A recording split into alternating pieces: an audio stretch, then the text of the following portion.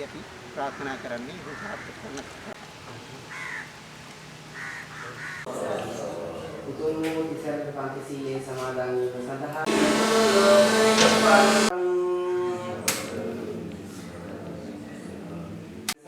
සූදානම් වෙමු.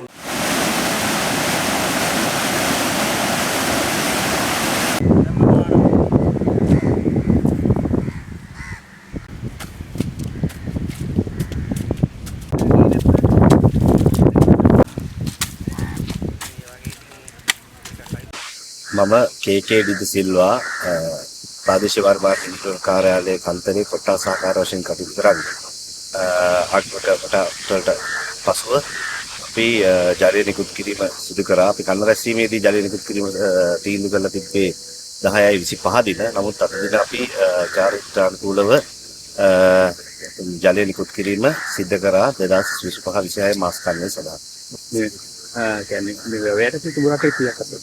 අපි කුඹුරු අක්කර 20000කට ජලය ලබා දෙන්න බලාපොරොත්තු වෙනවා. කන්‍යාතුත සියලුම කරන්නේ වීවගාව.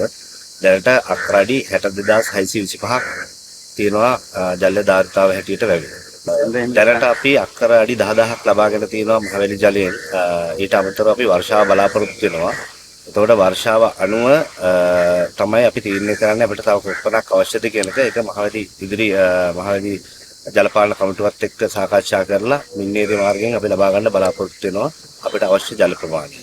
මම පන්තිලේ සභා ජීවකවර්ග සංවිධානයේ සභාපති ජීවිතපාල අද දින අපි පුරාණ චාරිත්‍රානුකූලව පන්තිලේ වෙබේ 2025 මාස කන්නේ සඳහා චාරිත්‍රානුකූලව සුබ මොහොතට ජලය නිකුත් කරා.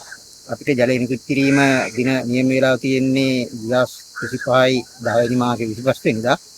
නමුත් අද සුබ මොහොතින් ජලය නිකුත් කිරීමත් සමග අපි ව්‍යාපාරයේ අක්කර 200ක් පමණ සම්පූර්ණම වගාව ආරම්භ කරනවා.